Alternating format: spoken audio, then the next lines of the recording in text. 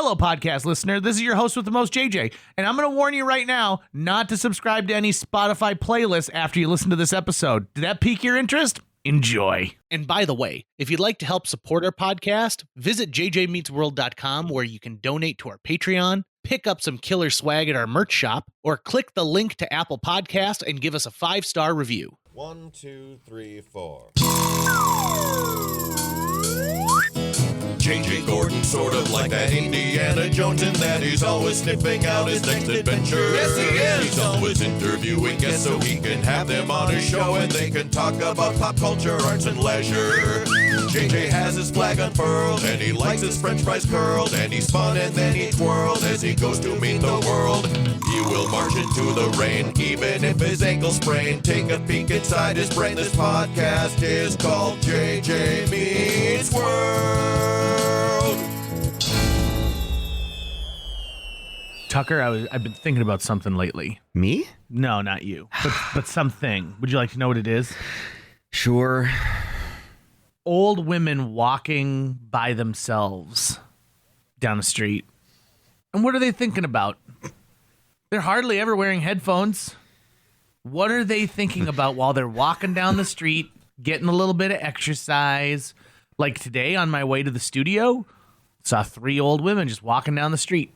Yeah. What are they thinking about? It feels like this clip is going to get sourced for some like true crime documentary in the future. You think so? Like there were no warning signs. Like Yeah. JJ seemed like a normal guy. Seemed totally normal. Sure, sometimes he would talk about staring at old women walking alone. I was just on a flight recently, and everyone wears headphones on a flight. Everyone is wearing headphones.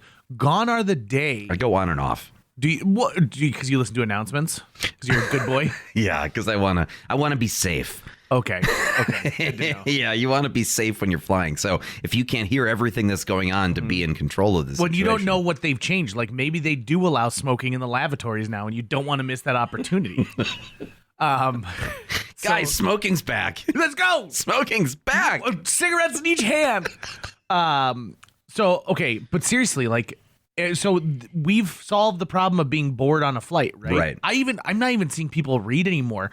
It's to the point of where they're staring at something on like their own personal device. Mm-hmm. They have their headphones in, even if they're working on a laptop, which, like, by the way, if you're doing spreadsheets on a plane, I don't think that you're better than me, just so you know. Like, if you think I'm like Captain Business, it's not impressive to me. But no one is so busy you have to do the work on a plane. It just means you didn't do it when you were supposed to do it. And now it's crunch time. And now it's crunch time. Yeah, you're getting picked up by Peterman himself. Yep. And he's going to want to know about the San Antonio numbers. Yep. Or you're autistic and you just love spreadsheets. Maybe that's what it is. But Mutually exclusive. I'll get to my flight in a second, because that's actually part of what I want to talk about today. But these old women walking by themselves. Now, I see old men walking by themselves too, but they always seem to have like they actually have gigantic headphones on. And like twice, there's an old guy in my neighborhood who has the old battery powered ones that have the antenna come up. So it must have like an AM FM tuner in it. So he's listening to his favorite sports team or talk radio or an oldies station, remembering how cool it was when he owned a T-Bird. So when you see an old man by himself, you make the assumption that he's honed in on some sort of media that he's consuming. You see an old woman by herself, and I think she's thinking, contemplating the universe. Yeah. And I want to know what they're thinking. She's saying, how did I get here? Right. And literally, I don't remember where I walked from. And I'm so old. If you think that this is some kind of like affront to old women, I'm telling you, no, I want to know what they're thinking about, because they've had a long time to think about it, that now they need the solitude of walking outside to think about it. Because I will tell you this, you go to like a walking path, like one of the indoor ones at one of the like gymnasiums, they're always in pairs. There's always a group. They go together as a group. Safety. But not outside. Outside when they are in the open air. In the daytime. In the daytime. Yeah, at night, I think they would travel in groups again. Yeah. Also, by the way, older folks, best for reflective clothing. Best. I bet. I would not be surprised to find out that your largest demographic are older ladies. I believe it. Yeah. Like 50 plus. Mm-hmm. Like older. Yep. I like the old ladies who are like this. Self-checkout at the grocery store? No, thank you. I need a conversation. Yeah, exactly. I want to check in. I want to see what's going on with Ruby. I saw some internet thing. You never know if it's real. There was some country that was testing out grocery lanes for people who wanted to have a conversation, like for slow lanes. That's 100%. Was it Finland? Maybe. I think so. Yeah. You would be Finland or one of those countries that would try One of the something. happiest places. That would try something humane and empathetic. It's meant specifically for like elderly people who want to have that conversation, who just want a human connection. Right. I would also choose that lane. But also, how much time does each one get? Because it sounds like that could be a system rife for abuse. But you wait. Right. First of all, it's the amount of time you get to chat, the amount of time that the transaction takes place, and then a small buffer after. Okay. I don't know that as a fact, but as a member of society, there's not a clock that's running. As a member of society, I just have a feeling. I also think that maybe if you're a grocery store, this is brilliant, because if someone was going to buy 10 items, but they really needed to talk to someone, maybe they're going to buy 20 items today because it'll take a little longer to. They're going to find ways to stretch out the transaction. Bingo, right? See? So, speaking of stretching out the transaction, I was on a Delta flight recently. So, not going to lie, flew first class. In fact, more importantly, this was a vacation that my wife wasn't supposed to go on with me, and she came anyway. And she came because she thought she was going to be somewhere else, so she was unable to come. And I went with my sister and her husband, and then we met a friend, and we went down to Universal Studios in Orlando. And so I booked myself a first class ticket, thinking like, yeah, this is great. And so then when Jill all of a sudden was like, oh, no, never mind, I can come. I'm like, great, you're sitting in steerage. Enjoy. And at that point, for some reason, her whole family has been living in this world where they're like, well, we don't have to book a plane ticket until like 10 days before we go. And I'm like, you need to book your plane fare as early as possible. As you can. Yeah. Right? So she ends up paying, I mean, literally just shy of what I paid, but she was sitting in business class like an idiot. like a normie. Like a normie. Like a plebeian. And you know what? Let me tell you the best worst thing about sitting in first class when you know somebody else on that flight. You get on first and you're sitting there in comfort drinking your Bloody Mary, and then they walk by and there's a huge line and they're like, oh God, am I going to get overhead bin space? Mm-hmm. And what you want to say is like, you know what? I've barely used my bin, but you're not allowed. Yeah. These are for first class passengers only. If I decide I want to get up and I want to put wrappers in there, I need to be able to have that space. I understand that it's probably a status thing, but I've never really truly understood why they don't fill a plane from the back. It's weight up. It's so a plane has a single wheel in the front and it's got two wheels in the back. And so if you fill it from the back first, the plane can tip. Really? Yeah. Oh. So recently I got on a huge kick about this. Yeah. And so there was some country. I had no idea. Yeah, there's some country that like that was how they did is they did from back to front, but part of modern plane design didn't allow them to have like the weight differential. And like not that it's gonna like clunk like a teeter-totter, but it's like, you know, let's say you get a bunch of people, like let's say you get a sumo wrestling team who are all sitting in row 28, right? So really what would be most beneficial is to load the middle chunk and then work your way. Yeah, you put the majority of the weight where the wings are. Yeah. In the center. Yeah. Just balance it out. Like if you were on a teeter-totter, like, do you ever see that person who stands on either side and then they can make it go, meek, meek, meek, meek, meek, meek, meek?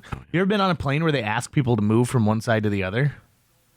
I bet I have. The thing is, I've been on so many flights that they've sort of blurred together. Yeah. And so oftentimes when I'm on the plane, I'm already like headphones in, not paying attention because I'm just like, oh, I want to get I this thought you through. said you're in and out and in and out. I thought you were paying attention to in and out, JJ. Yeah. In and out. You know how that's so you're missing some of the. You're missing them. Yeah, you know that's a binary, right? So that sometimes the light is on and sometimes it's off. The most important announcements are the ones before you even taxi. So I would say if you're going to be doing this in and out, in and out, in and out, like a kid, all I'm worried about pool party, is the pilot being like, "Ladies and gentlemen, we're about to die."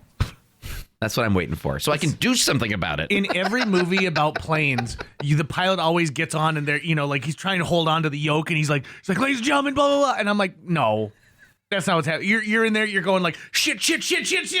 You know, you're not getting on to make another announcement. It's certainly not. Good afternoon. Okay, so I flew on Delta. and I've never noticed this before. And maybe it's because I wear my headphones onto the plane, and I at this point, I know that I'm supposed to put my mask on before helping others. I've been on a plane enough times to know this. Right.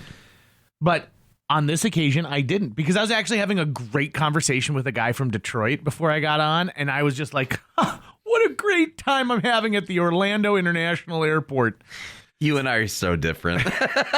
You're making friends. I'm making friends. You get to know a little bit of everybody. So, in fact, I did something I swore I would never do. More on that later. So, Delta has boarding music that they pipe in, that they play. And I'm listening, and there's a song, and one of the lines is like, you always got to take the long way home. And so I really liked that song, and it's not Take the Long Way Home by Supertramp. I know that one. But so I'm trying to find this song, which is damn near impossible, like even with modern day like lyric searches and stuff like that, because Take the Long Way Home turns out is every single asshole with a guitar is writing that lyric into a song. Mm-hmm. But Tom Waits. I stumbled onto, there's a Tom Waits one. Yes, that's not the one either.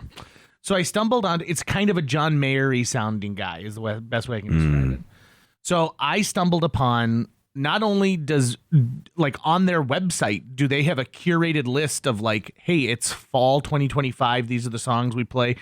Wasn't on that list. So I have to assume that maybe one of the flight attendants plugged in their iPod and was playing something like they had gone rogue. But I stumbled upon this. So this was posted a year ago on the Delta Reddit page by user Party Pupils. I absolutely nope. Let me try that one more time. We're gonna keep it in though. Yep, absolutely.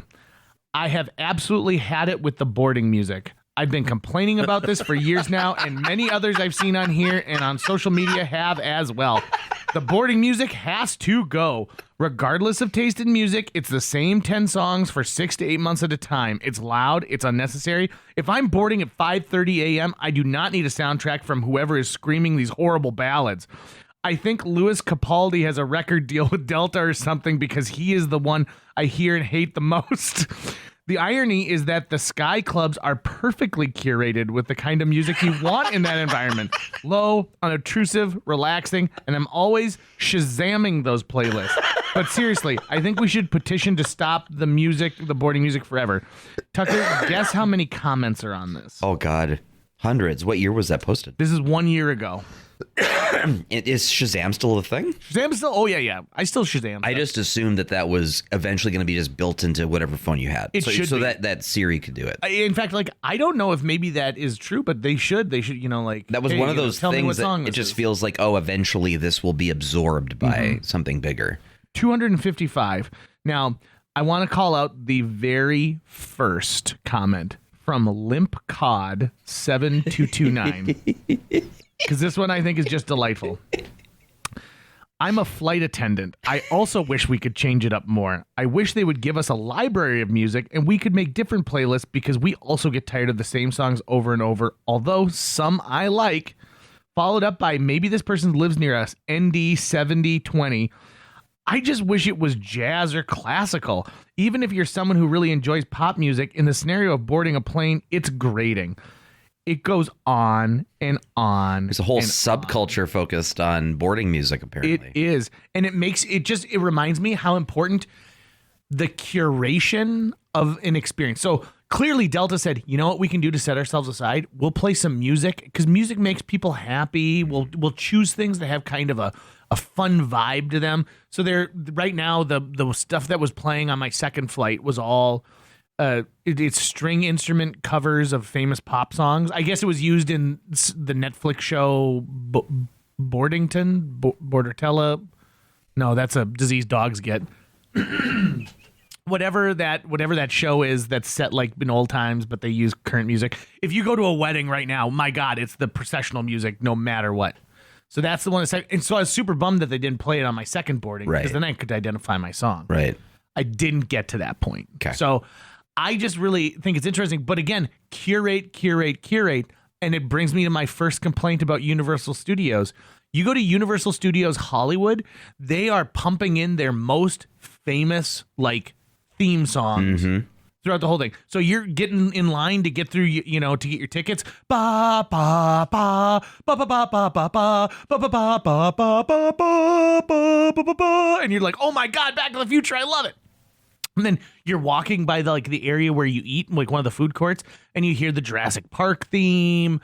I mean, they just curate really good music that they already have in their library of hundreds of thousands of hours of quality music. Universal Studios Orlando didn't really get that much.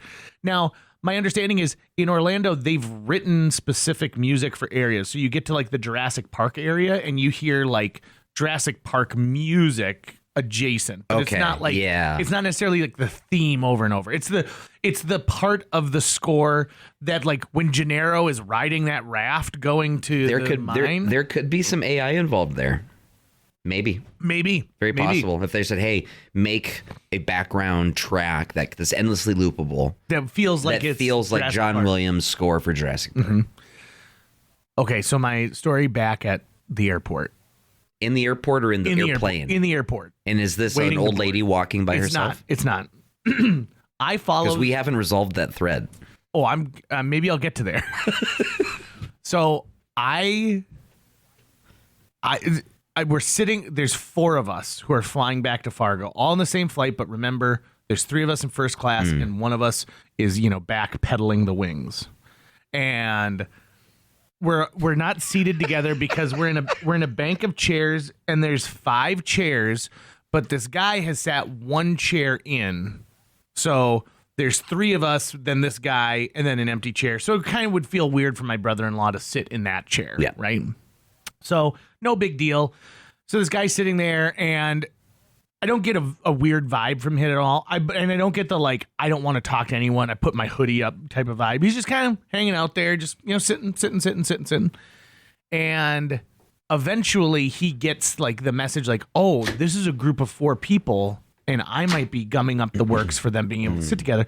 So he moves 1 seat down, and he's at the end of the bank of 4 chairs. So he offered to do it. No, he doesn't say like, hey guys, you can sit together. He just took the social contract and did it on his own, which is awesome, man. It's so nice, right?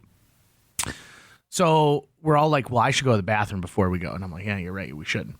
And I don't know where he's going because these seats are in the middle of like the walkway at the tail end. So there's like 6 gates, like when you get to the end of a set of gates.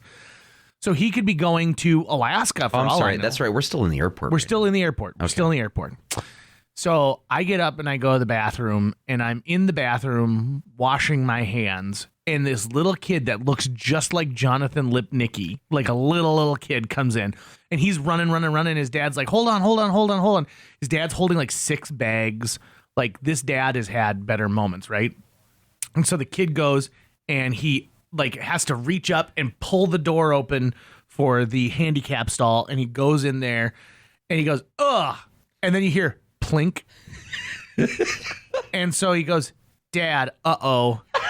And so the dad goes in, and he goes, oh, buddy. And so this kid had dropped his glasses in the toilet, in the public toilet at an airport.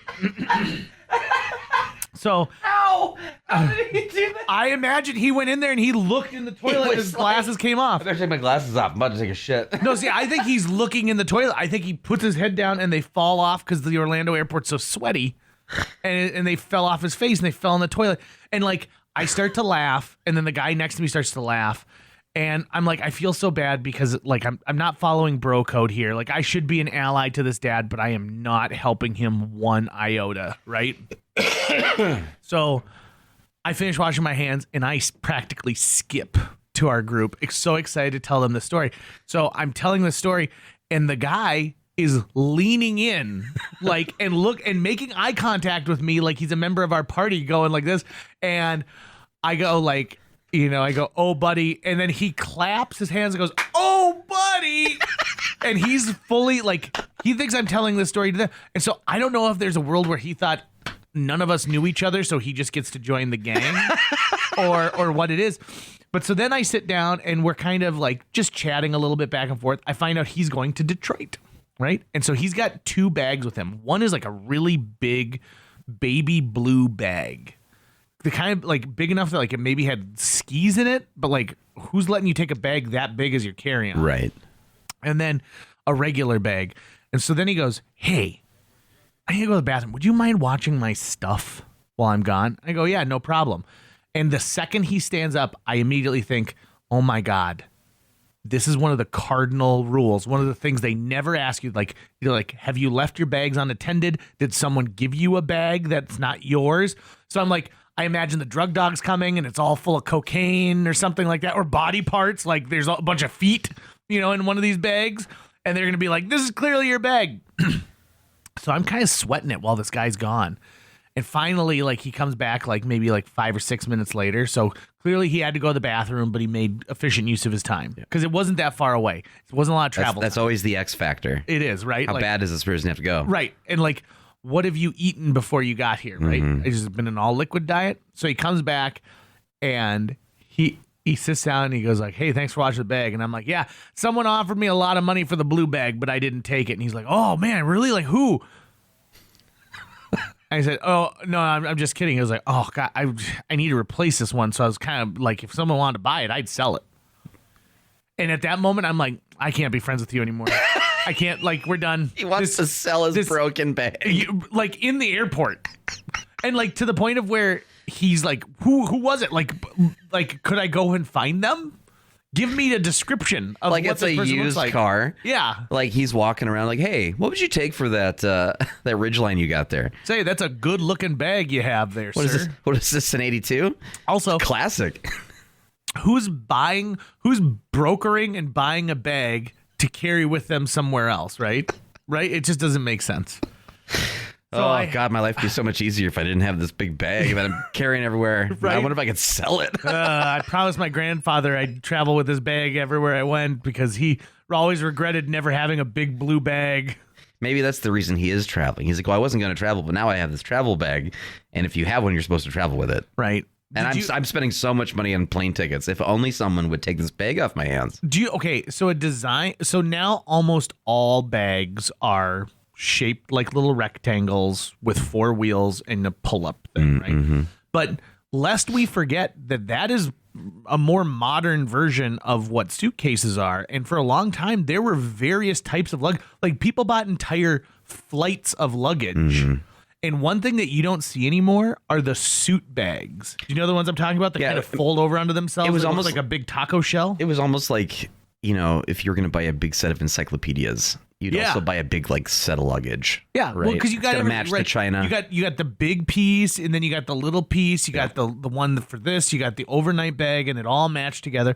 I mean, that was a huge gift. People registered at weddings for that kind of stuff. If you graduated from college, your father, who finally said he's proud of you, gave you a set of matching Samsonite luggage, which was his way of saying, you did it.